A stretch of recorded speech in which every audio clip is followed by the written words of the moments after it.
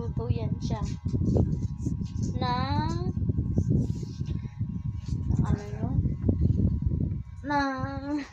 Magluluto daw siya ng repolyo na may ano yan? Atay. Repolyo na may atay daw. Lulutuin niya daw yan.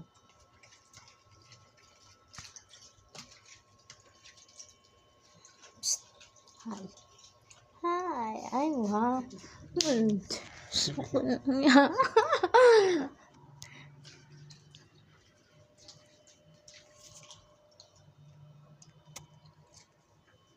Diba, wala pa daw siyang damit dyan.